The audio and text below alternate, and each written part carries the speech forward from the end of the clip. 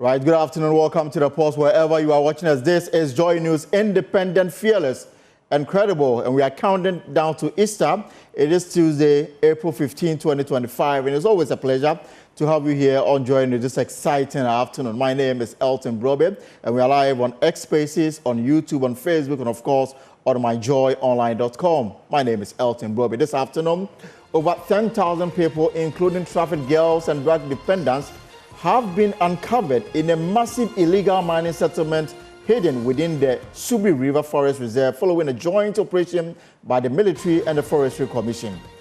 This place, it's an eyesore. The place is full of illegal miners with all manner of activities within this community. We've seen incidents of child trafficking, child prostitution, drug abuse, money laundering. More as the Lands Minister warns of a strict crackdown of individuals mining in forest reserve. Plus, we take you live to the community to understand what really is going on there. Any attempt to mine gold in our forest reserve and our water bodies will be a deadly business. Also coming up, ranking member on the Interior and Defense Committee, Reverend John Intimfojo, raises alarm over the sharp decline in morale amongst security personnel serving in Bawku, warning the lack of unified action is deepening frustration on the ground. I mentioned the new dimension the conflict seems to be taking. It's between one of the feuding factions and the security services. And so it seems like some reprisals between the youth on one side and the police. And that is. Also, we will flog people who refuse to adhere to acceptable norms in our city building efforts. That's the words of the new mayor of Kumasi as he speaks tough of adopting what he terms democratic military style of leadership to decongest Otumfuo's city. I have my own democratic military style, which I'll be implementing. When we say leave this space, and you don't leave this space, and I get there, I am not lucky, and my boys are with me. There and then, we'll beat you. Of course, we'll hear from the traders who are likely to be the victim of this new approach, and we'll ask them whether this is harsh or not. Also find out the best way to deal with this particular matter. We are also heavy on the environment this afternoon. Yesterday, we were out and about in the city. This afternoon, the contractor responsible for waste management in the country, they are joining us to tell us their frustration and the challenges they are facing in making the city clean.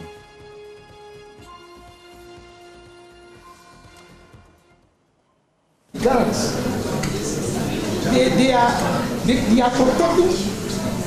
They are armed. They have guns on the side. Yes. They are armed. You know.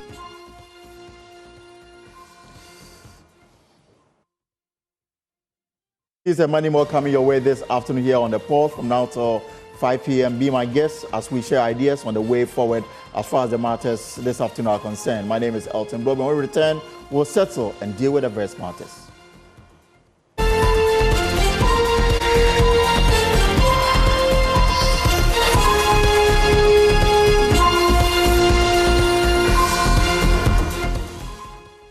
Well, you're welcome, and you can join the discussion on X Spaces, on YouTube, on Facebook, and of course on myjoyonline.com. The Ghana Police Service is raising red flags over growing interest with officers and their families in Bawku and surrounding areas in the Upper East region. In a leaked wireless message, the Inspector General of Police has banned the movement of personnel and their relatives in the area, citing security concerns. Officers already deployed for operations in Bawku have been directed to wear protective gear and move only under armored escort for their own safety. And we'll have that police statement come to you shortly. Meanwhile, security analyst Dr. Victor Decker is calling for Bawku Inter-Ethnic Peace Committee to be more active, engaged. He says the committee must collaborate with other peace-focused bodies like the National Peace Council to de-escalate tension and chart a path to lasting peace. It's operational-wise, and then, try to effect their mandate in the Upper East region appropriately and then effectively.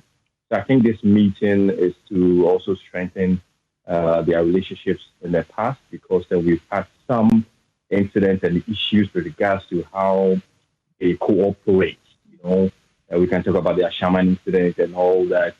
And there's a new leadership. So it's appropriate for them now to meet and then also see where they can, better up with regards to operational mechanisms in especially Bawku, first most, which is a priority as of now, and then the country at large. So I think it's in the right direction. And I think with regards to how they will cooperate and then come up with modalities for the Bawku conflict, these two men, although they have been in the scene for some time, there's been handover notes. They have, been abreast to situational reports. They've been abreast to. So I think it's just a following up to where their, predecessors left off, and then we'll see how different they can manage the situation and then improve, civilian trust for them, which is very necessary in building that, cohesiveness and then coexistence, not only for the citizens in Bawku, but also with regards to they themselves and then the people in Bawku and its environs. We can hear from the Wild West MP, who is also the Vice Chair of Parliament's Defence and Interior Committee, Peter Tobo, and he's described the Bawku conflict as a national crisis. He spoke on PMS with Evan Spencer. We talk about the proliferation of illicit small arms and light weapons in this country. It's a big challenge, and we all believe that we need to do something very seriously to prevent it, very particularly in a volatile area like Bawku. It is possible that some people will be interested in radicalizing the youth. It is possible that people in armed trade will be making a lot of money from the area. So whatever it is, the challenge is that we should treat this conflict as a national conflict that requires some level of sophistication in handling it. And that is why I support His Excellency, the President of the Republic of Ghana. When he was sworn in within the week, he said Bawku is a priority. And he demonstrated that. So we have the political will now to do what is needful. And he's appointed Otumfo. Otumfo-led mediation team is the one that will have to drive the solutions.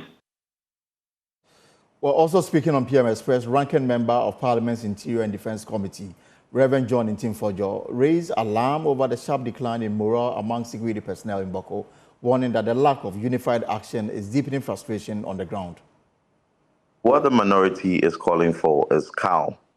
We are first and foremost extending our condolences to the family, the bereaved families, and sympathies to the injured in the escalation. And we are also conveying our sympathies to the individuals and organizations who have lost property as a result of this escalation. But more importantly, what we are saying is that Bawku deserves peace. And for peace to prevail, we want all feuding parties to exercise absolute restraint. The restraint will help to a large extent to minimize reprisal attacks. Because if one faction thinks that they've been attacked and they also have to go on to reprise, then further escalation is going to be seen. We're also seeing a worrying trend where now the dimension, the new dimension of conflict seems to be taking is between one of the feuding factions and the security services. And so it seems like some reprisals between the youth on one side and the police. And that is very dangerous because the security is there to ensure the protection of our citizens. And so if the dimension of the conflict now extending beyond, tribal conflicts into clashes between security agencies and, the citizens that they are there to protect, that can also be very dangerous. So we are asking that the government has to step up a bit more. All of us are supporting the government. It's a nationalistic approach. We are saying that we support the government. Yeah. When you say step up a bit more, specifically, what do you want the government to do that they're not already doing? Yeah, one of the first things they have to do is to view this conflict as one which solution cannot be politicized. Every politician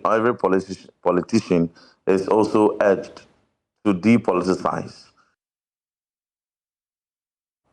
Well, clearly this conflict is having an impact on service delivery in Bawku and its environs. Remember that somewhere 2 years ago, the Social Security and National Insurance Trust, they closed down their office in Bawku. Some banks have moved out personnel from Bawku to other operating areas. Let's find out how this is impacting on healthcare delivery as far as the membership of the Ghana Medical Association is concerned. Of course, joining me, and I'm privileged to say we have Dr. Frank Serebour.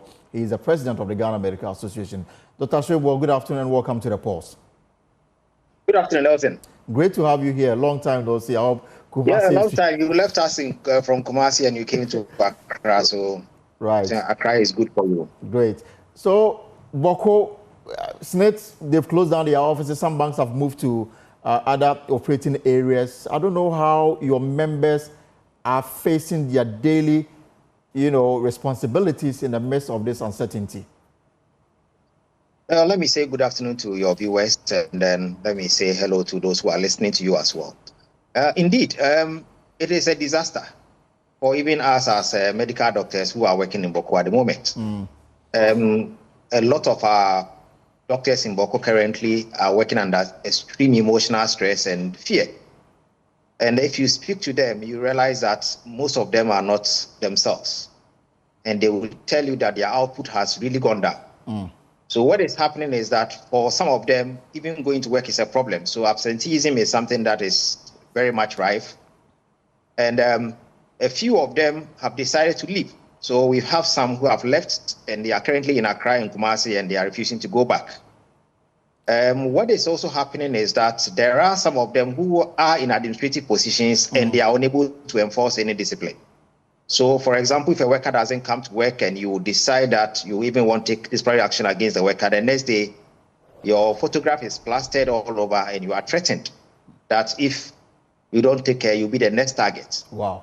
We've had doctors whose homes have been raided and riddled with bullets, and so they have to seek police protection. So it is not easy at all. And as you can see, other people are moved out, and so are the doctors. And now people are refusing to accept postings to Bawku. In the past, Bawku used to be one of the places where, regardless of even the issues with the fact that doctors were not accepting postings to the northern regions, they were a place that was quite attractive for doctors to go to. And so Bawku had no challenge with medical personnel at all. But recently, nobody's agreeing to accept any postings to Bawku.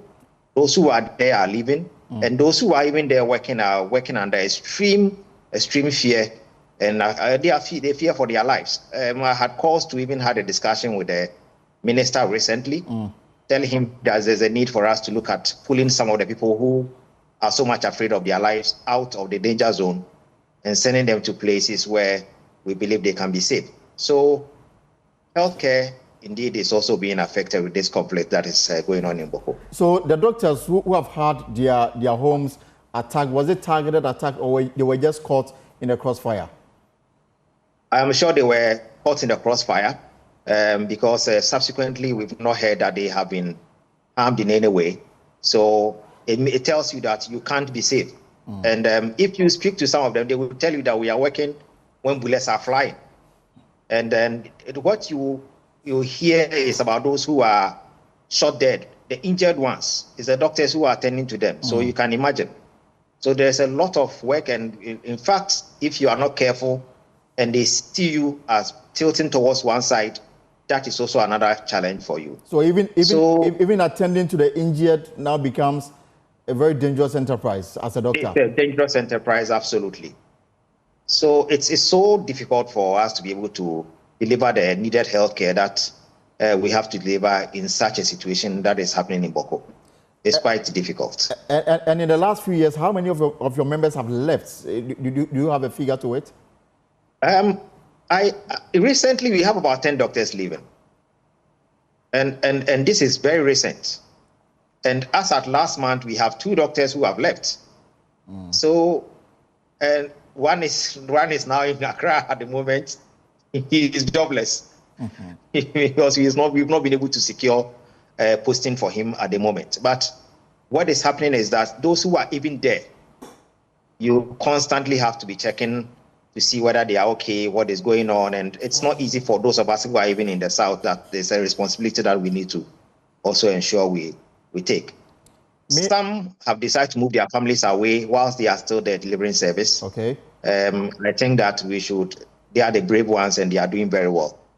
But it's not that easy at all.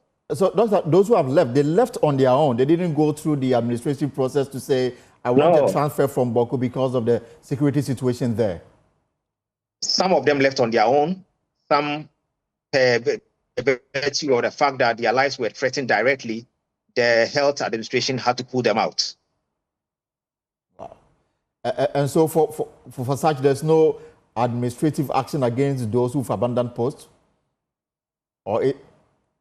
Of course, there is always going to be an administration action against those who have abandoned posts. But even when you are seen to be doing that, it means you have to be fair. And once you begin to be fair, it means that you have to punish those who are not even coming to work, using that as an excuse not to come to work. And immediately you do that, you are targeted. As the person responsible for saying that you are not going to validate people, for example, as you are aware, now, before you are paid on the controller payroll, every month you are supposed to validate that you are at post and you are delivering the services that you are supposed to deliver. Right. And once you are not validated, that means your salary doesn't come. But managers of facilities are struggling because if you don't validate somebody, that in itself becomes an issue for you to be targeted as well. So it is a struggle. And interestingly, sometimes if you validate one person as against the other, you are seen to belong to the other side. So it's a free-for-all range. Now, there is no any proper measures in place to ensure that people are doing what they are supposed to be doing. Just two more questions before I let you go. I can also sense that foot dragging for those who they may be asked to go and work in Bawku. Absolutely. I don't think that anybody at this moment, if you are posted to Bawku, you would gladly accept to go. No way. And so definitely it's not a place for any doctor to accept to go. I am sure if you even accept to go, your family would deny you. So obviously new postings is something that is off. Doctor, final question before even the police that is supposed to provide us with security, the directive to police personnel on the ground is that they should stay home. Even if they have to move, they should move in an armored vehicle. Where they have nothing, they should stay home and they should restrict their movement. This is the directive from the IGP to police personnel on the ground. I don't know what the GMA is doing together with the Ministry of Health to ensure the protection of those who have accepted to stay and offer their services to Bawku. Let me say, whether fortunately or unfortunately, the same police that is offering protection for our members who are in Bawku at the moment is the same police doing a very good job to ensure that our members are able to go to work and come home. And their homes are actually under security. And let me indicate that it's also very good that directly no doctor has been targeted. Okay. So I think for the police, recently we saw at least two of their personnel being killed, but we have not had any doctor directly being targeted. And so that gives us a little bit of comfort. But you never know, you can be caught in the crossfire. And then the good thing is that anybody whose life had been threatened, quickly we have worked to put that person out. Okay. All right. Dr. Serebour, let's be here and pray for the safety of your members serving God and country in Bawku in the midst of this uncertainty. Dr. Frank Serebour is president of the Ghana Medical Association. That is the latest development. He says that in the last few weeks and months, 10 of their members have left their posts in Bawku because of the security situation in that region. Of course, it's a story that we are following. We'll bring you more in subsequent bulletins. But let's move to some other story before we bring you a major conversation this afternoon on waste management. Now, child prostitution, drug abuse, counterfeit operations, and suspected human trafficking, that is what a joint task force of military and the Forestry Commission personnel discovered deep in the Serebour River Forest Reserve in the Western region. Now, what was thought to be a small-scale mining camp turned to be a hidden community of over 10,000 inhabitants. Details in this report by Ina Thalia Kwanzaa. Read to you. Serebour River Forest Reserve in Ghana's western region lies a hidden community, a sprawling illegal mining settlement known as Aberewa Ninkran. Home to more than 10,000 people, it has grown far beyond a makeshift village. This is no ordinary encampment. It's a full-blown enclave with its own shadow economy one sustained by child prostitution, drug abuse, counterfeit operations, and suspected human trafficking. In a dawn raid, a joint task force made up of military personnel and the Forestry Commission stormed the enclave. What they expected to be a hideout for about 2,000 illegal miners turned out to be a bustling community with over 10,000 inhabitants, many of them foreign nationals from Nigeria, Guinea, Niger, Burkina Faso, and Mali. This place, it's an eyesore. The place is full of illegal miners with all manner of activities within this community. We've seen incidents of child trafficking, child prostitution, drug abuse, money laundering, counterfeit, you name them. And we are getting nationals from all over the sub-region. It appears this community is a representation of ECOWAS. We have people from other neighboring West African countries, from the Sahelian regions, from Guinea, from Niger, from Burkina Faso, from Nigeria, from Mali, and all of them are here. And this is a rural community. Why are they here? You can tell that there is no place within the community that they are mining. They are mining in the Serebour Forest Reserve. And the effect on the impact of the illegal mining on the forest is very devastating. So as you can see, we raided this community. We managed to get rid of the entire illegal hub that was probably constructed by these illegal miners as a hub. And in fact, what we've seen here is an ISO. We managed to rescue some few foreign young Nigerians. One of them confided in us that her madam brought her the kind of work that she's expected her to do, she's not going to do. And clearly such a minor is being trafficked and involved in prostitution right here in this village. Among those found were trafficked girls from Nigeria, lured with false promises and forced into the sex trade. Young boys were also discovered, many addicted to substances like tramadol. The team says this is just the beginning. The operation will continue for the next 2 weeks as authorities vow to dismantle the entire settlement and reclaim the forest reserve. It's not going to be a 9-day one, as I said. We are going to be here for nearly 2 weeks and make sure the last illegal miner is raided from this community.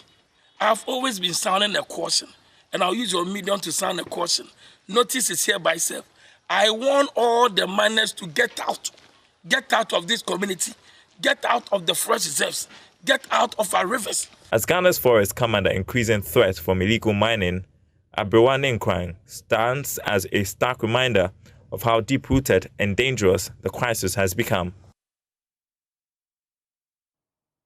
And of course, this is what is happening now in the Western region, quite something that requires urgent action. Of course, let me say, we've joined on via Zoom by Nana Bosompem, is the Western Region Director of the Forestry Commission. Ken Asigbe is the convener of the Media Coalition Against Illegal Mining. Let me start with Ken, on your initial reaction to what we are uncovering in the Western region. Finally, we have boots on the ground. Thank you very much, and good afternoon to you and Nana, and our viewers as well. Definitely, it's good. The action that is being taken is the right one to do, and I'm happy that the military man has sounded the warning. But these things we have been saying all along, that beyond the environmental degradation, beyond the health concerns, beyond the economic impact, is the major social impact. You know, so a thing like this is being fed when you have a minister for interior saying that all of these foreigners will just be deported. If you deport all of these Nigerians, you deport those from Burkina Faso and all of that, Guinea, they'll come back.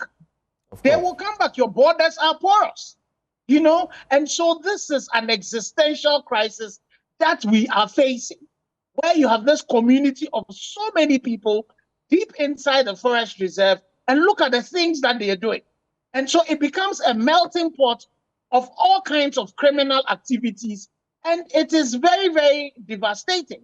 So it is important that we are beginning to see some increased level of military and police attention. And for me, I think it is the way to go. We need to declare war on these people who have declared the war on us. And we need to also ensure that we have our various social structures in place. Because the issues of drug abuse and all of that are happening, all of these people will have to be rehabilitated. And so it's really a major, major challenge that is confronting us. And we need to deal with it decisively. We need to make sure that these military people, the security people are on the ground constantly. It's surprising that we will be saying at this stage that as a state, we are surprised that this is happening. You would have been hoping that your intelligence community and then the security forces in this district and all of that would know all of these things and be able to pay attention to them. Right. Now let me bring in Nana Bosompem. I mean, you led this operation together with the security personnel. How difficult was it finally bringing down this particular settlement? Thank you so much, Ken, and good evening to your listeners.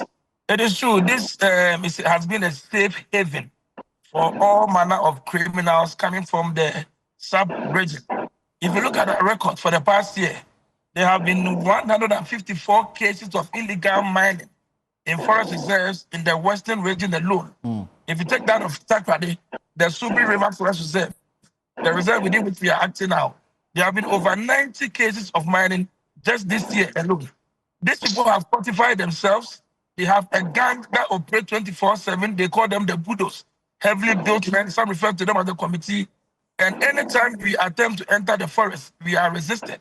And mind you, we've seen them holding AK-47 rifles. We've seen them holding pump actions. And some of them have come with a lot of spiritual fortifications. One that I'm told when you even shoot at them, you will not get them. There have been instances that my team, the rapid response team of the Forest Commission, managed to arrest some of these people with so-called spiritual fortification against machete attacks or gunshots. One of them was taken to the hospital, and as I speak to you, he's even in a critical condition because they cannot inject him.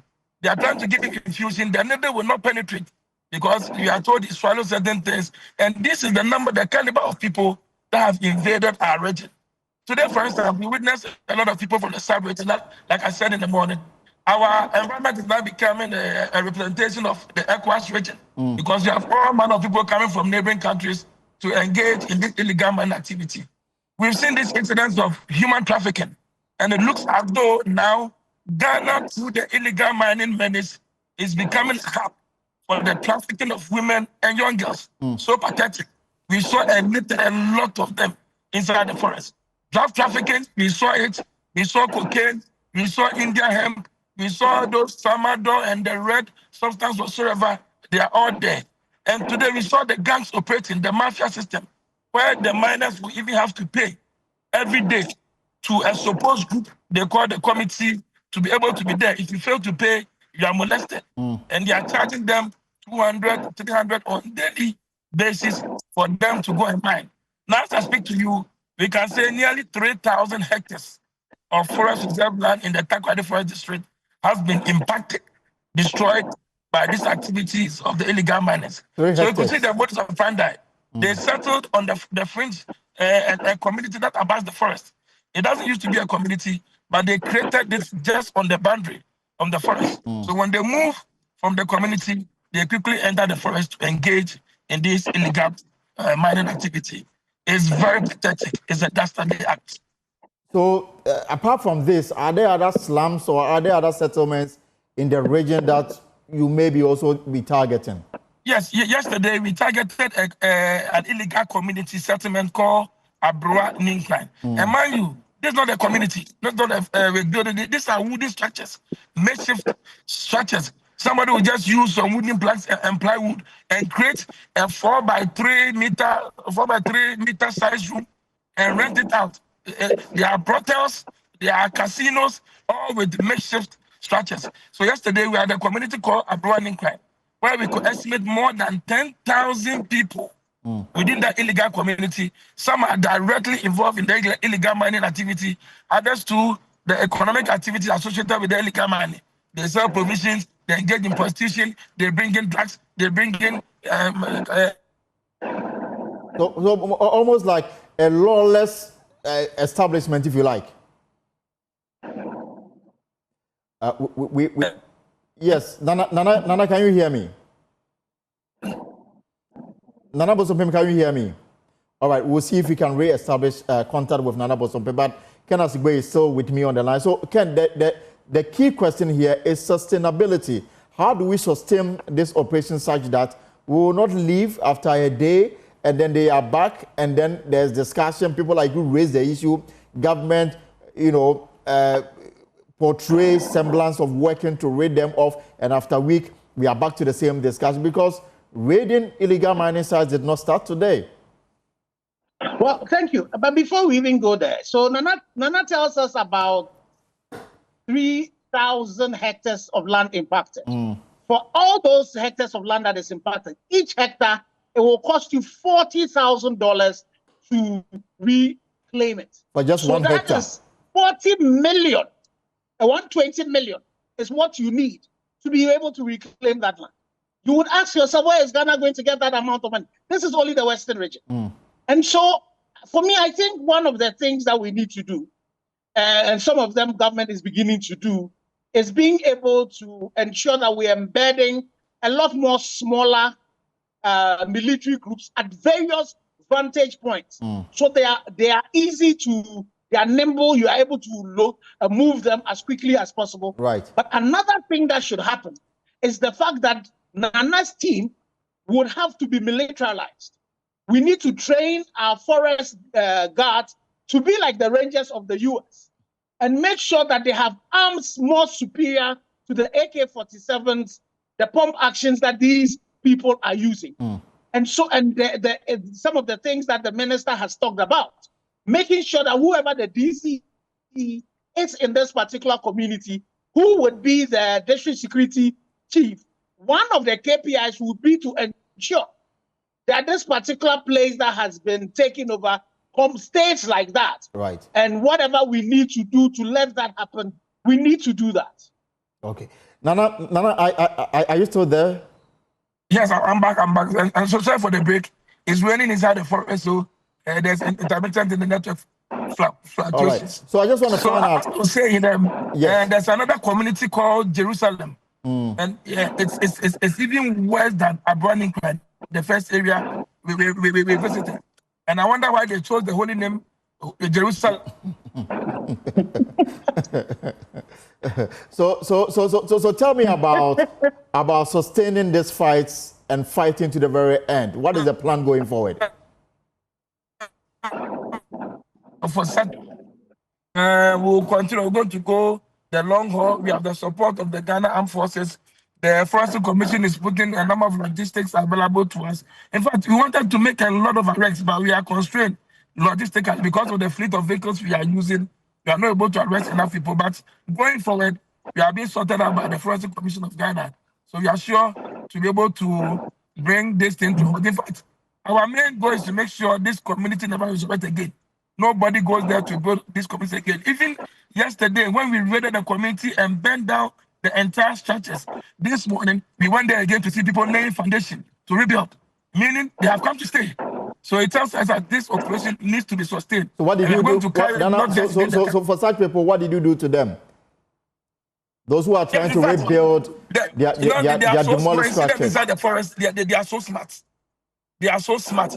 They can just dash into the forest and they disappear. But when we started the operation, we added a little human face to it. We saw that people have come into the community because of the illegal activity. We allowed them to pack their things and leave on their own volition.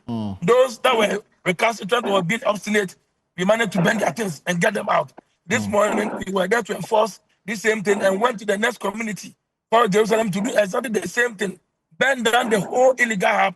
We went into the forest, and in total, we burnt not less than 2,000 pumping machines today. In fact, we burnt, since the inception of yesterday, we have more than 500 Shamfa machines also burnt. And the number of equipment used in the illegal mining activities. All we need is the support to be able to sustain it.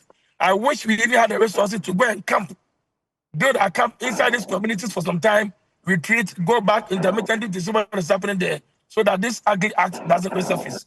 And is this proposal that you speak of, have you laid out before the minister or the chief executive of the Forestry Commission? Yes, please. Because sustainability should be the way forward.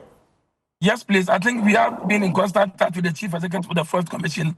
he assures us of the necessary logistical support to be able to sustain this activity. And I believe in the coming days, we should be able to have extra men on the ground. We go and camp because we travel almost nearly 2 hours to reach the site. And by the time you get there, the information is already out there. People are running away and are not able to effect much arrest. But this time, we want to go and come so close to those areas so that we can commute to the forest easily. And anything that is already, we should be able to quench it or nib it in the bud immediately. All right. Nana Bosompem, thank you so much for this update. Thank you so much. Let me wrap it up with Dr. Ken Asigbe. So, Doctor, I mean, you're listening to Nana Bosompem. I mean, we may be fighting illegal mining, but clearly this is a matter that borders on the security of this country. Where we have people setting up camps, having people serving as guards, holding weapons, protecting their illegal activity. On the side is, prostitution and child trafficking. Clearly, the matter even goes beyond fighting illegal mining. It's about protecting the sanctity of this very country. No, for me, that's what it. Before Ken came, let me add this quick one, an observation we made. All right. In fact, this operation occurred in the Western region, and I think majority of the people we are encountering are not from the Western region.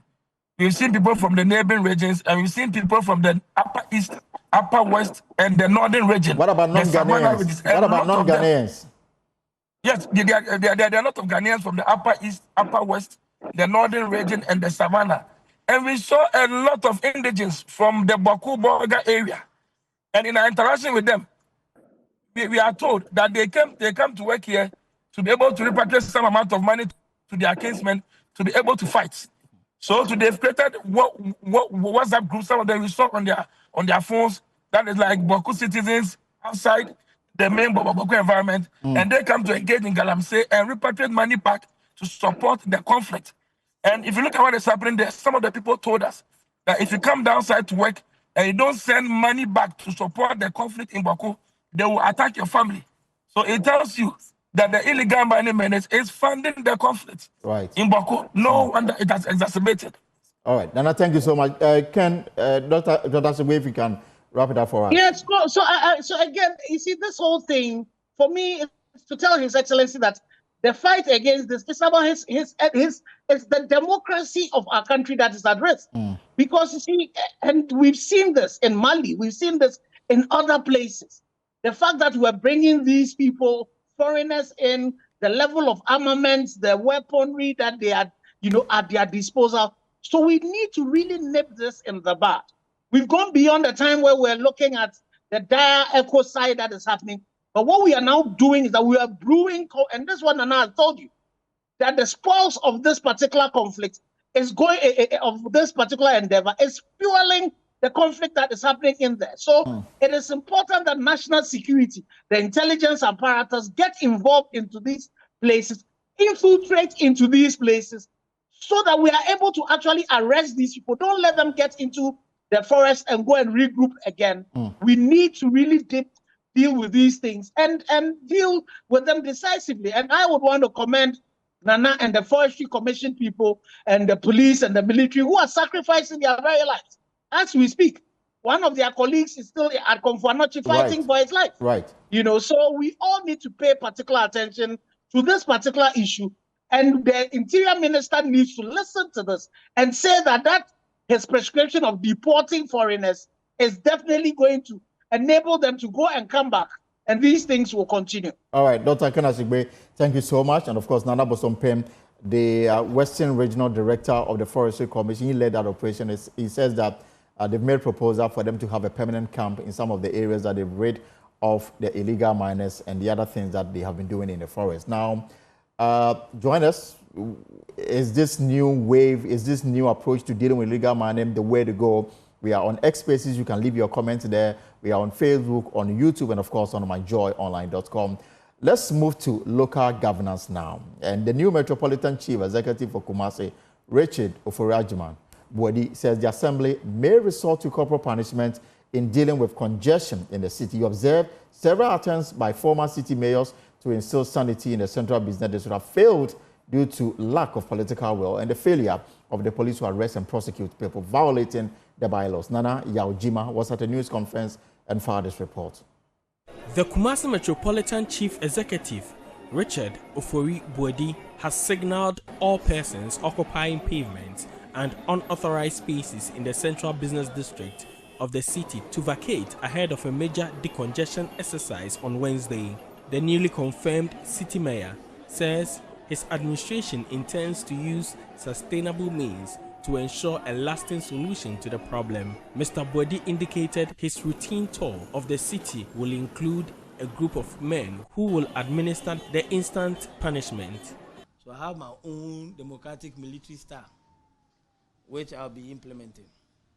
When we say leave this space, and you don't leave this space, and I get there, I am not lucky, and my boys are with me, there and then, we'll beat you.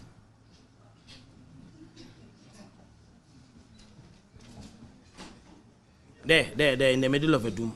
If you're not lucky, if I'm alone, you'll be lucky. But if I'm there, and my 10 boys are in their pickup with me, with their hips, trust me, we'll beat you.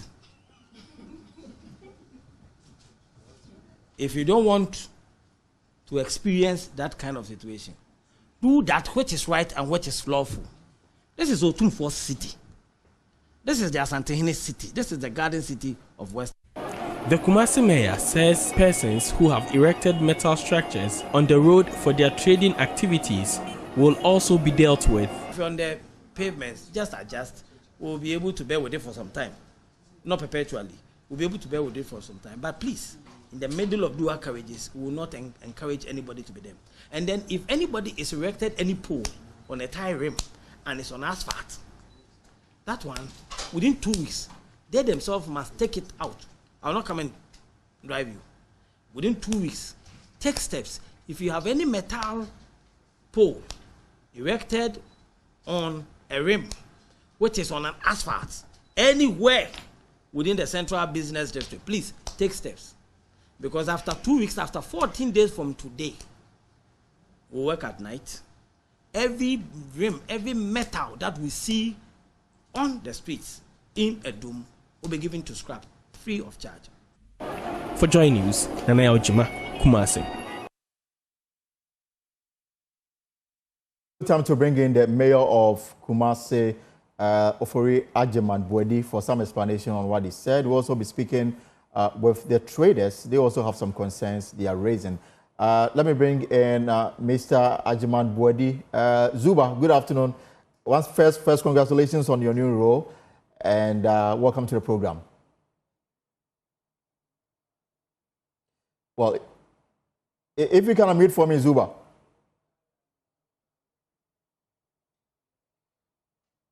Well, we'll see if we can get the Kumasi Mayor's attention so we can bring him on to respond to some other issues. We'll also be speaking to some of the traders. They have some concerns that they are raising regarding these new directives that is coming into effect tomorrow. So, Mr. Mayor, good afternoon. Welcome to the program, Zuba. Yeah, good afternoon, Elton, and how are you? I'm good, and congrats on your new role. Thank you so much. So this new directive... Yeah, my brother, so I believe you're going to help me to succeed. So this new directive is starting tomorrow, right? It is not starting tomorrow, but the work at cleaning the cities begins tomorrow. Okay. From tomorrow, we are going to be cleaning the dual carriage between the Asafo Labour Roundabout and the Asafo Interchange, which takes us to Asida House area, which where you know very well. Right. There's a lot of sand on the road. There are some weeds that has come up on the roads, and we'll clear all of them and make sure that it looks good for the status of Kumasi. So we are going to begin tomorrow, and then the next day will be on the Grace Baptist area towards the Wayek end, to also clear the areas in between cars and KTI, make sure that that perpetual gutter that has been filled for more than 2 decades will start getting rid of them. All right. So Adum is congested, no doubt about it. KGTI is congested. In fact, it is difficult to even walk around, not to even talk about vehicles having easy access to Adum. And so something ought to be done about it. Your approach, some have said that it is a bit radical. You say that it is democracy, but you need to act this way to bring sanity to Kumasi. bringing sanity is what everybody supports. But corporal punishment, some say that even the Ghana Education Service has discouraged that in school. Why extend this to matured adults? So I believe we won't get there because even today when I went to the area, some of them have begun complying. So I'm sure we won't get there.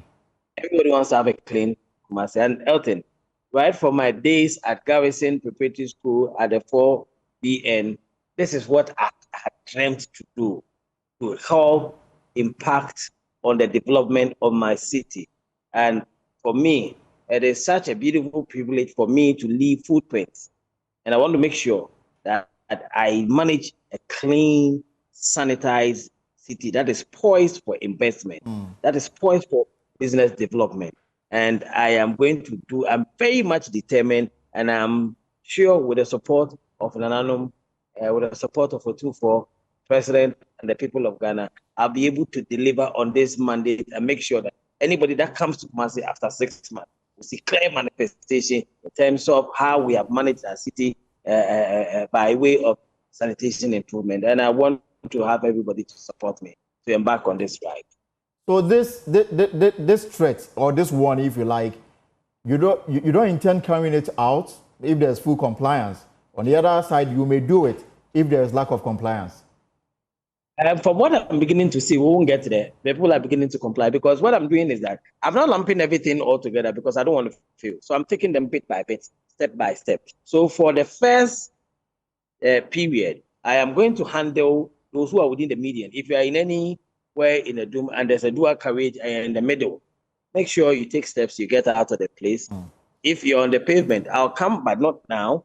If you're on the pavement, we are managing it because of the construction of KJTR Phase 2. We appreciate that there will definitely be some spillovers onto the pavement. So we'll find some means to manage it. I'm going to take steps. I am currently inspecting some areas where I see. Zuba, do we still have you?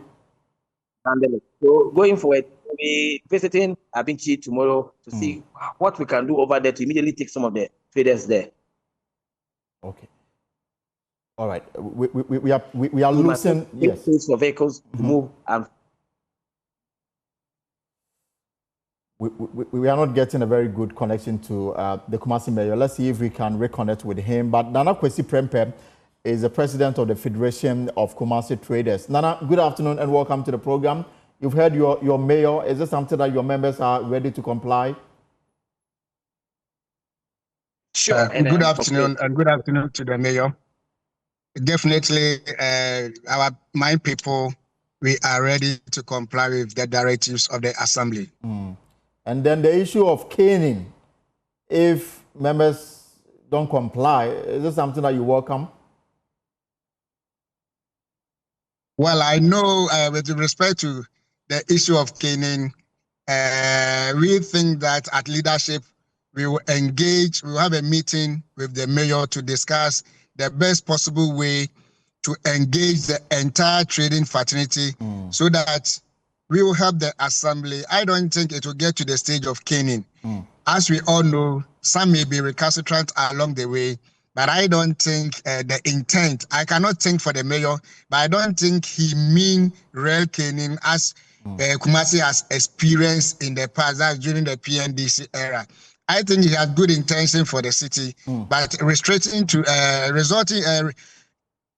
using caning as an antidote to decongest the central business district will be a difficult task for him. But why are your members trading on the pavement? Is it a case that there's no place for you to trade, or you are simply not obeying the rules and regulations governing the city? Well, within the last decade, since 2014, 2015, when the reconstruction of the KJTR Phase 1 market, which has extended to the Phase 2 market, it made a lot of people to be on the streets. So oftentimes when we engage our people, what they do say, and the excuse some give, is about the reconstruction of the Phase 2 market. And I think when the new mayor took office and during his swearing in, he said a lot about ensuring that the phase 2 will be completed in time. And then he also promised to work on the other satellite markets within the metropolis, of which we, the traders, give him the full support that we should work on the very other satellite markets within the metropolis. Because even upon the completion of the phase 2 market, it cannot absorb all the traders on the streets in the central business districts. But in the interim, are your members ready to move to the other satellite markets like Abinchi and the like? That's where the mayor says that he has allocated for those who are trading on the pavements to move. Are they ready to move? As I said earlier, he gave a 2-week ultimatum. And in between these 2 weeks, leadership of the various traders union will engage the mayor as to the best possible way to relocate these traders from the streets of the central business district. Because with these satellite markets, there are some challenges that are coupled with trading with that area. All right. So definitely we will engage within the 2 weeks period and see how best. And he also gave us a leeway as within the central business district. Along the line, he said those trading on the streets and then the medians between the streets, but those on the pavement, we can readjust ourselves to so that there won't be human traffic along that way. With all this, we will still engage him officially so that we all see how best we can help him to do his work and also ensure that the central business district is decongested. All right. Nana Pembe, thank you so much for your time this afternoon. We lost the mayor of Kumasi, Mr. Bwedi. We lost his connection, so we had to truncate that particular interview. But we are heavy on waste management in the country, starting from Accra, with the warning that landfill sites are getting full and the possibility of disease outbreak is quite high. The contractor is in the studio to tell us what he's doing to ensure that waste management is actually managed when we come back from this short break. Stay put.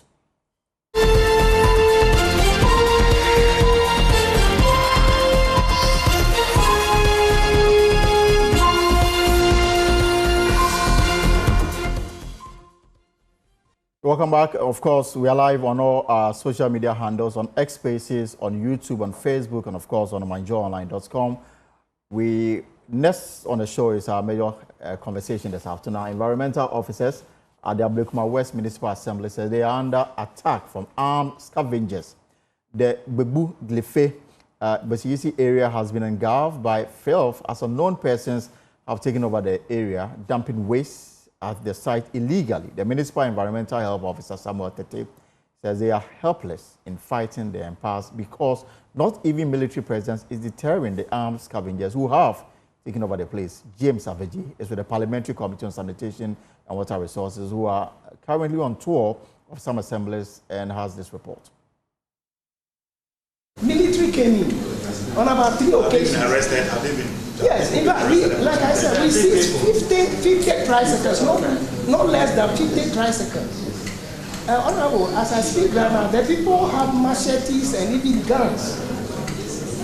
They are protecting. They are armed. They have guns on the side. Yes, they are armed. You know. This is Bebu Glifek Begbese, where as you see behind me, heaps of refuse have piled up, and you see there some scavengers trying to sort some of them out. I mean, this has been discovered here as part of the Committee on Sanitation and Water Resources visit to the various assemblies, and this is the Ablekuma West constituency or assembly, where this, we understand, has been ongoing for a number of years now. This is an illegal dump site. Illegal because it has not been authorized. People took the laws into their own hands just to be dumping. How long has this been going on? I would say since 2021. Yes, so about 4 years now. Ago. Yes. Why have you sat down to allow this to happen? We have not really sat down. In fact, we did a lot of interventions. We brought in military personnel about 3 times. But as soon as they come and they go, then you see them dumping again. we've been able to even seize more than 50 tricycles just to deter them, prevent them from dumping, but it continues unabated. Yes. So we've not really sat down. Meaning the assembly is not in position to stop what is happening? We are doing our best, okay? But it looks as if it has not yielded the necessary result. Yes. How long would this continue? I believe that with the incoming chief executive, I mean, he will give us direction, he will give us leadership, and sooner or later, this thing will be a thing of the past. What happened to the over 50 tricycles you seized from the people undertaking this? In fact, we seize it and we find them just to prevent them from coming to put here with 1,000 cedis per person. They paid and you give it back to them? Yes, they pay and we give it back to them. They write undertaking that they will not come here again. Yes. Did you arrest some of those people who did the undertaking and possibly came back? In fact, what happens is that before you say you arrest them, you say Jack, they'll run away, leaving the tricycle. But I mean, if you seize the tricycles, they pay money, which, looking at what is happening here, will be a meager amount to them. They definitely will continue.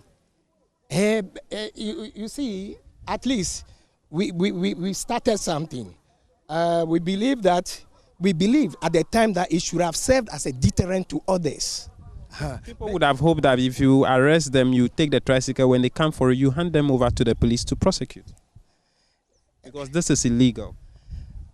Well, we didn't go that way. We were thinking that, the steps we took would have yielded, results.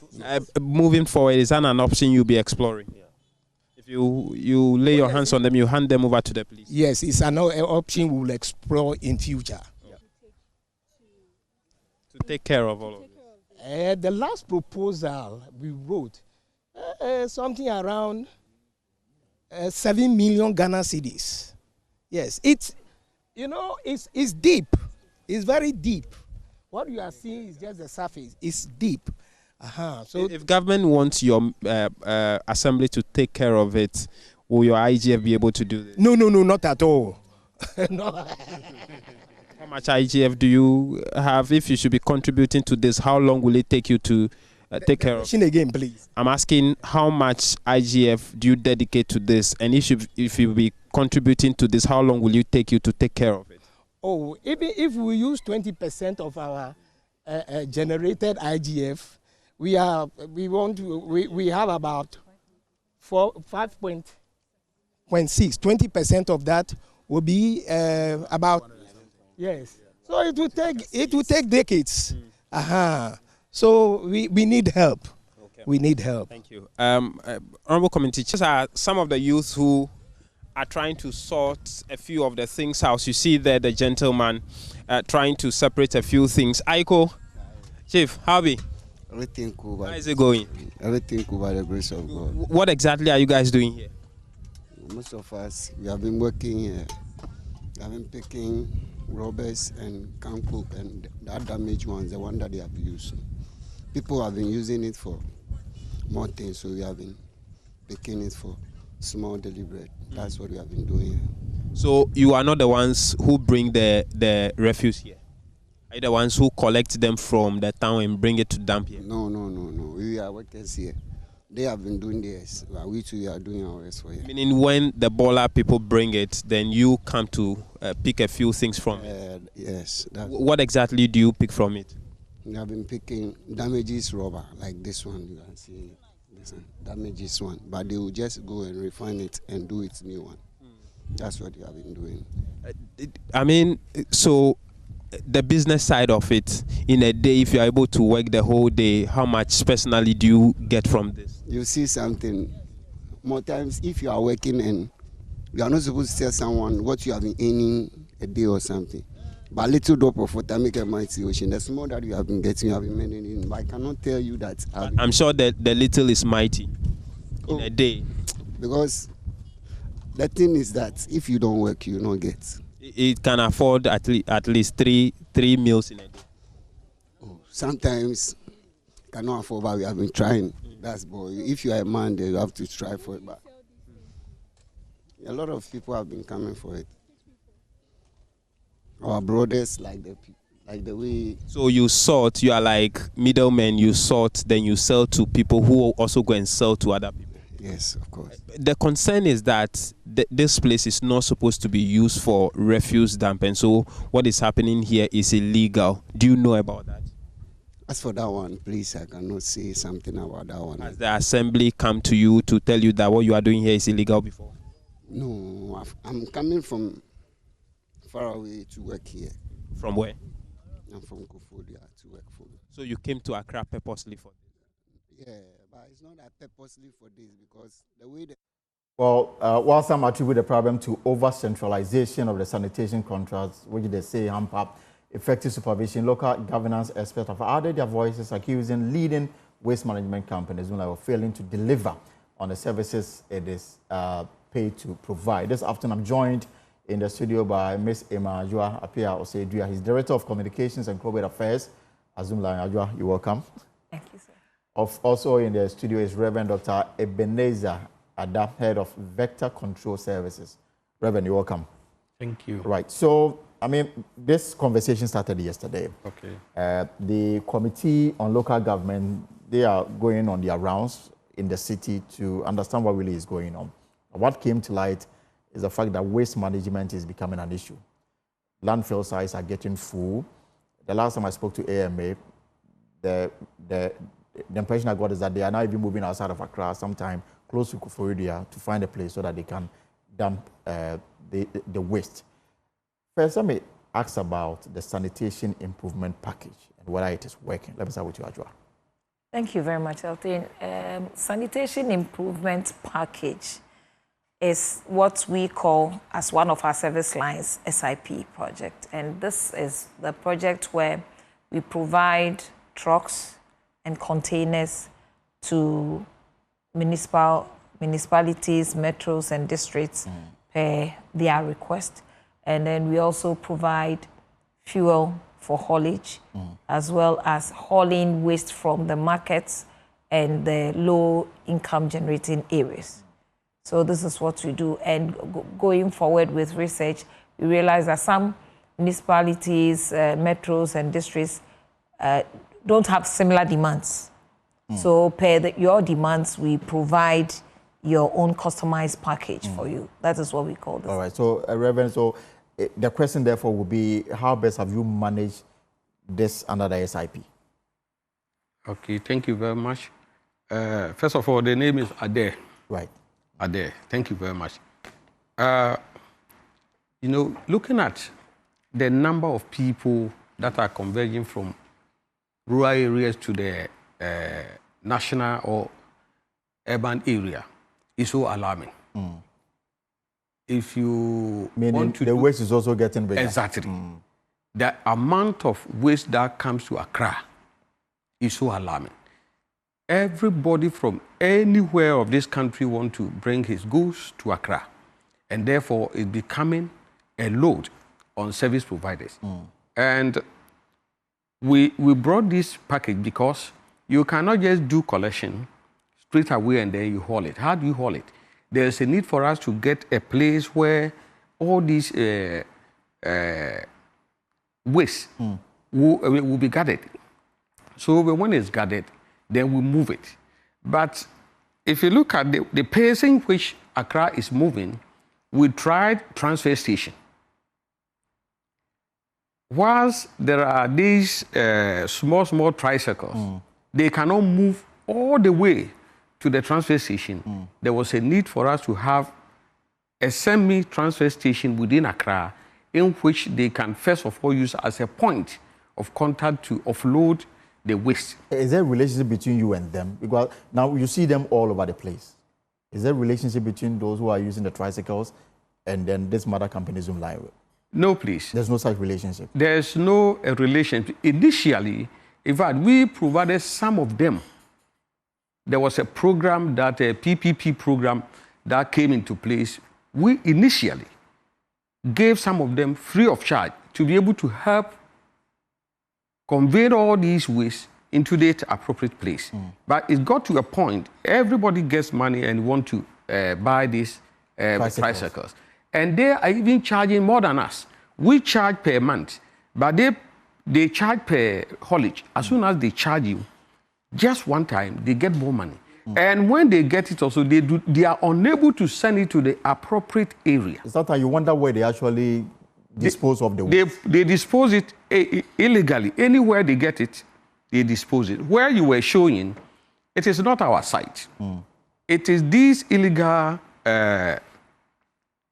tricycle people. They look left and right, even at night. And then they send them there. And when it gets there, it means that after they have taken all these rubbers and papers, bottles and the rest, there are still rubbish that need to be taken away.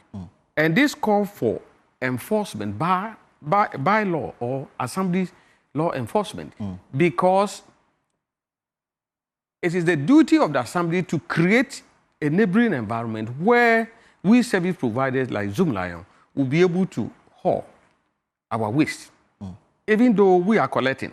But it is within the bylaw that each assembly should have a landfill. And I can tell you, in Accra, as of now, we do not have a landfill. None of the assemblies, including AMA, they don't have a landfill site. Where can you point that we have a landfill? All these landfills, most of them have been decommissioned. And when it's decommissioned, it means you cannot send anything there. Yes. I remember the one somewhere around Tema.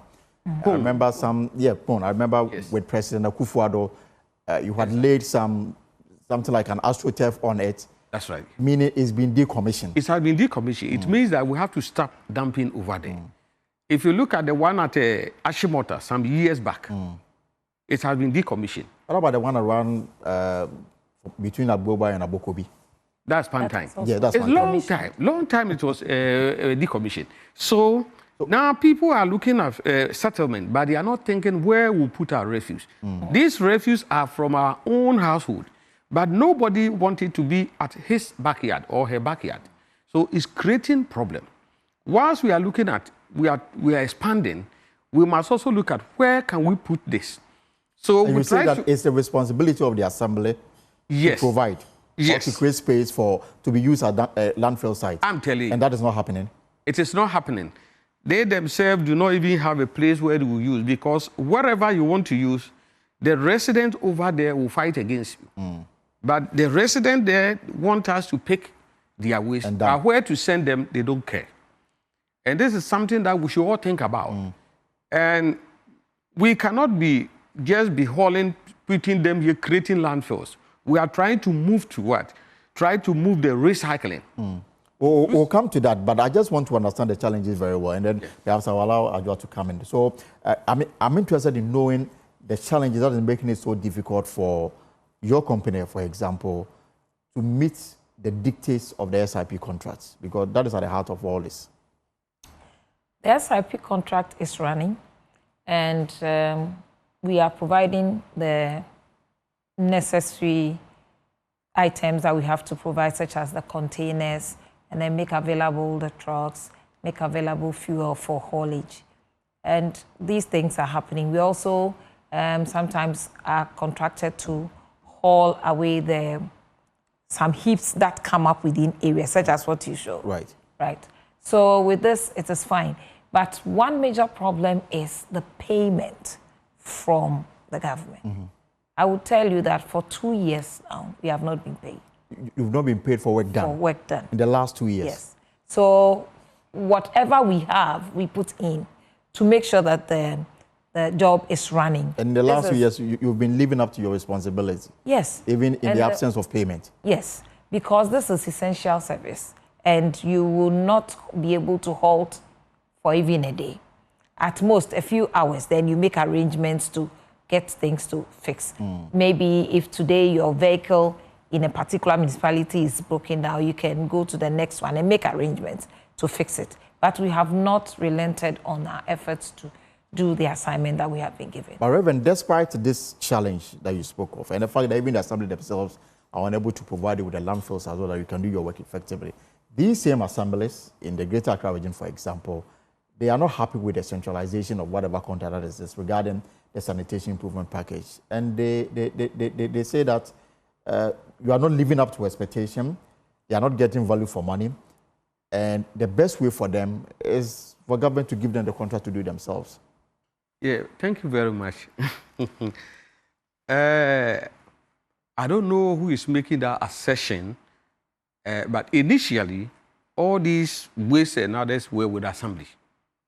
And they find it difficult in hauling all these things, so that there was a need for a third person to come in. So we came in and we are to help do all these things. But I want you to bear in mind that it's not only Zoomlion who is a waste provider in Accra. But you are the leader. We are the leader, and we have where we work. With the SIP that we provide, the SIP was to be in a specific area or areas where people will be able to dump in their refuse and it will be picked. And there are areas also that have to do door to door. It means that not all refuse were to go to the SIP containers. People do their own things. They go and collect money from people and they come and dump into the SIP container, which shouldn't have been the case. And you don't have any way of protecting your investment in terms of this? We have container guys who are there. People come at night. They come very late at night. An example, if you go to Medina, at dawn, then people start putting all these rubbish into the street so that it will be a burden. We are not saying it has not been a burden. The package goes with something, a whole district. Initially, some of them with a district, we have 2 vehicles, and we also have 11 containers. The more the containers, the more that somebody have to pay. But that somebody might not be willing to pay all. Some of the assembly's containers are hauled by Zoomlion. They not all the 11 containers were able to cover all the areas of the concern. So most of the assemblies also have containers, and they are unable to even to haul them.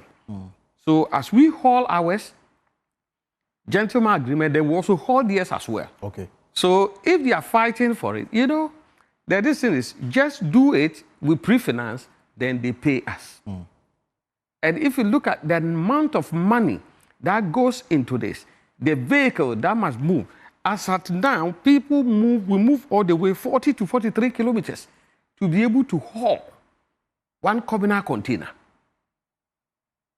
So one may say that what the expectation that it will be has not been there. But we cannot take away the enforcement. Because we are not enforcing, those who are supposed not to dump at that place, they are dumping.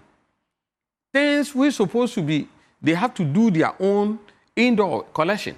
They are not doing it. They are not paying. At night, then they move to where these containers are, and then they fill them.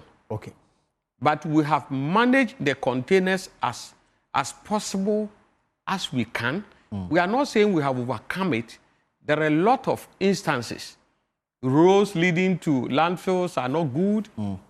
Ties, cars go there, they stick, they are unable to come back. Payment has become an issue. People are not even willing to release land so that we'll be able to use it as a dumping ground. And that you say is the responsibility of the assembly to facilitate it, and they are not doing it. They are not doing it. Those that we have and we are managing. We see this call for a transfer station, and we have brought. I'm wondering because the danger for us is what has been put forward by the local government committee, that if nothing is done immediately, there could be disease outbreak because the waste is getting closer to us. Is it right for Zoomlion to be held responsible for the state of affairs? I beg to differ on that. I don't think that it will be right or well placed to hold Zoomlion responsible for the projections that the committee has done, because every municipality or metro, every MMDA is supposed to have a landfill. But as we are speaking, per the discussions that you showed, the AMA has no landfill. So if there are no landfills in your area of jurisdiction, causing people to dump illegally, and enforcement is not strong, how does that become the responsibility of the... So for example, your operations within the AMA catchment area, when you collect, where do you dump them? When we collect, we have established transfer stations. We have also established these processing units, and we also go to Adepa. All the waste that we pick from Accra, including other waste management companies, they send that to Adepa. Adepa is in the eastern region, very close to Nsawam. Okay. And the biggest challenge on that is the distance. Though it is close, but ideally it should have been within a certain jurisdiction that would make it very easy for all the waste to be hauled within a specific period of time. And that is why we have come in with the transfer stations, so that when you haul, you can dump it somewhere for a temporary holding until the evenings or a better time where there is low traffic because of the distance you have to travel. Then you can bring everything out. So I don't think that it would be right to put that at the doorstep of the contractor. But Nana, I thought these recycling plants that you have across the country were supposed to address the issue of waste. And yet you say that, I mean, we are not getting anywhere. Okay, well, thank you very much. You know, the waste is so rampant in Greater Accra than the other regions. We have one big one. We have two in Accra. The one we have going to Kolebu, and also the one at Amasama and its enclaves. When these people collect the waste, why don't they travel all the way to that place and dump it? If all the other service providers will go there, if all these tricycles, we have more than, almost getting to 1,000 tricycles. When they get the rubbish, they should have sent all of them. It's only few of them that go to the Arekop at near Kolebu. If they will channel their effort, because when you go there, they have to pay some fee. And because of the tipping fee, they do not want to do that. Tipping fee? Oh, yes, because when you go and you tip, somebody must work on it. Right. Yes. And even if it is how small it is, you need to do that so that somebody will do it and clear, this is waste, this is rubber, this is plastic. And because of that payment, he's gone for so much, but he doesn't want to pay anything. So he will go and find where there's nobody, then he'll put it there. So all this has aggravated the issue. And you know, with the waste, if you don't put it at the right place where our containers are, it means within a week or two, it will start piling up. And that one, it is not our duty to do that. Our duty is we have assigned, we have agreed with you. And the containers, even placing the containers, is the assembly that tells us, put it here, place it here. I need it here. So we cannot even move it from one end to another. And the containers are not many. A district, even if you give a district 21 containers, supposing you have bigger communities, they have even one. A district has more than 20 communities. Right. And Accra, when you go to Mokola, and the rest, the cars can go more than 10 a day. So it means that more of waste is coming to the system. So we need to provide more containers. When we provide more containers, who will pay? Because we have agreed that we'll be able to pre-finance up to this end. You know that we have been but your payment is enshrined in the district assembly, the formula for the sharing of this assembly common fund. The percentage is guaranteed. And so I wonder why after 2 years you are still not paid. This question must be answered by the district assembly, because when the common fund is disbursed, they pay all the other governmental things before they go to service providers. And we are part of the service providers. So if they have not gotten to attend, per the memorandum of understanding, we cannot just go there and then have a fight with the law, because we are in the country, we are trying to do jobs so that it will help all of us. Okay. So we are waiting for it. Whether it is released or it is not released. You will continue to work. We will continue. The other concern for most of the assemblies is the fact that there appears to be little consultation and sometimes the contract that exists between your campaign and the assemblies. They raise issues of transparency and the fact that sometimes contracts are signed on the and their inputs are not taken because payment is done at the very top. How do you respond to this? Yeah, I really find it a bit challenging to understand the role we as a service provider play in that arrangement. Because we have been given a contract to sign. We sign with an authority, okay? And that authority assigns somebody to append a signature on their behalf. So the other officials that come on board to work on that contract at their level, we have no control over them. So we have signed it, you have your copy, we have our copy. Whoever needs to see a copy from each of the parties' side can request for it from the authorities that are keeping it. Right. So why won't you see your bosses to get to know what is in there? And if it gets that bad, you can also contact the contractor, but I have not seen that one yet. But what is the relationship between your company and the assemblies? We work with them, and like Osofo said, they actually direct us where to place our containers. So that relationship is there. We cannot work without the environmental health officers, the waste directors. So at any point in time, you can... But the point that I find it difficult to understand is, if you're working in the assembly and we did sign the contract with the assemblies, why can't you contact your bosses for what you need to know? In fact, the details of the contract will support you to do your work. Okay.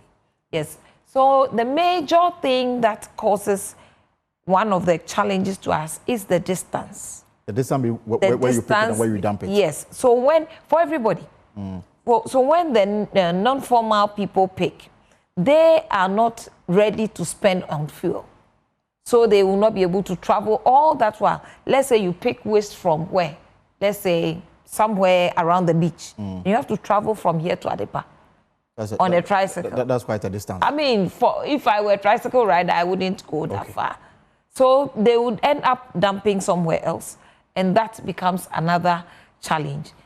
So considering the many issues they're talking about, I do not see the transparency as a problem. It is very transparent. Okay, so we'll be wrapping up soon. I mean, all of us are hoping that whatever potential outbreak that could come can be prevented. In the interim, what do you suggest should be the way forward, Reverend?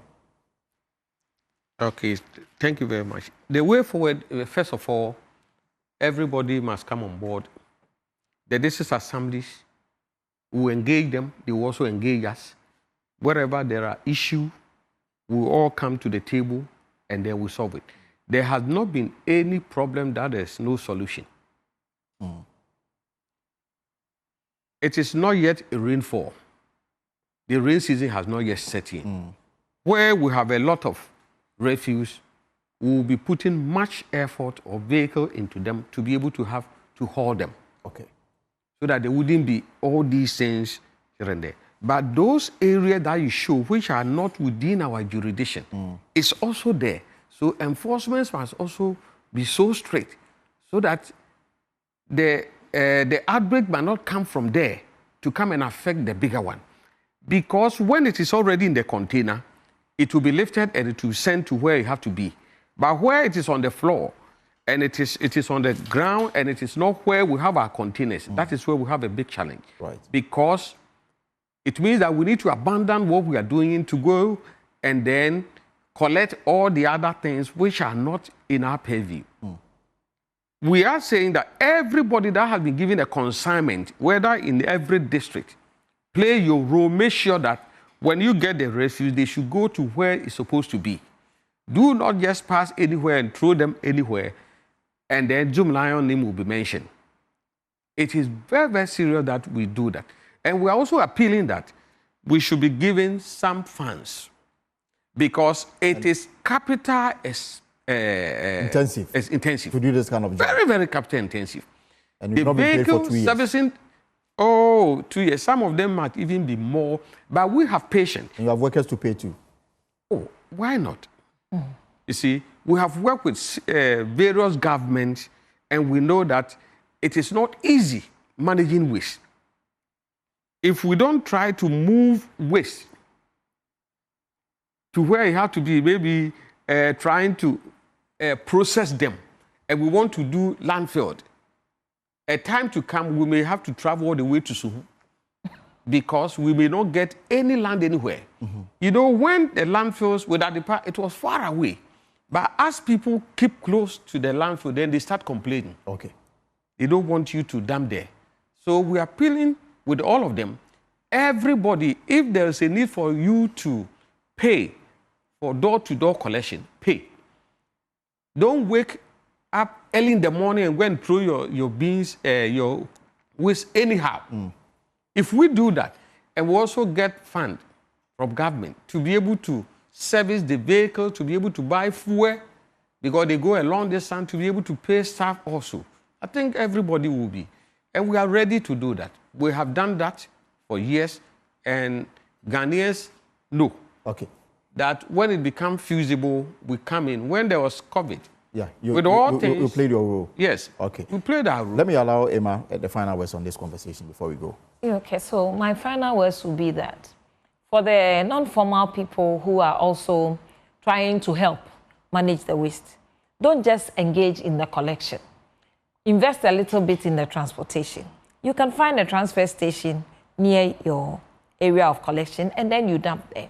The Abokobi area that you talked about, yes, it has been decommissioned, but just adjacent it, Zoomlion has a transfer station where some responsible tricycle riders come in there to dump into a long-haul vehicles which are taken away at night. When we do this, we will help ourselves. Also, for us as individuals, let us be committed to investing in our waste management, because we are also part of the management of the waste that we generate.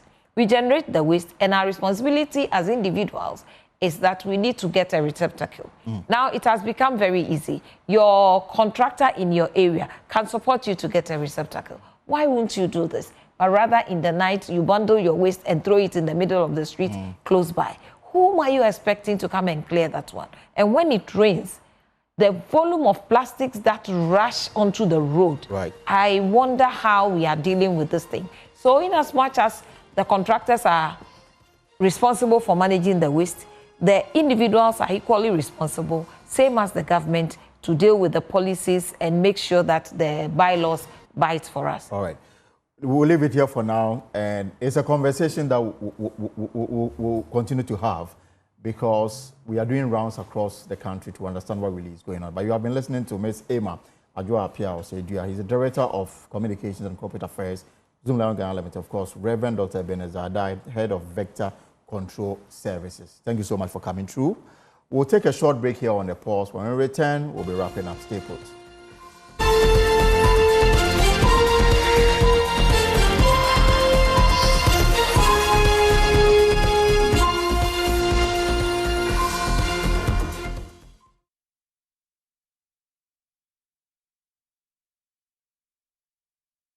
Otumfuo Setutu II will resume mediation of the Bawku crisis as agreed with both parties from April 28 to May 1, 2025 at the Manisha Palace, Kumasi. Asante requests all stakeholders to cooperate for us to find a lasting peace in Bawku. And this is signed by the Chief of Staff at the Manisha Palace. For more stories, log on to our website, myjoyonline.com. And enough is enough. Volta Regional Minister slams ECG over persistent power outages. And I had my own share last night or this morning. Western Region military destroyed hidden Galamsey settlement, over 10,000 residents. And IGP direct police to wear protective gear with armored escort in Bawku. And as I just brought you, the Asante says is starting a mediation effort from April 28 to May 1. Whatever you are up to in the hours ahead, it is time to go. I hope it's profitable. Same time tomorrow, I will be here with another exciting edition of The Pulse. Until then, take care and be good. My name is Elton Brobe.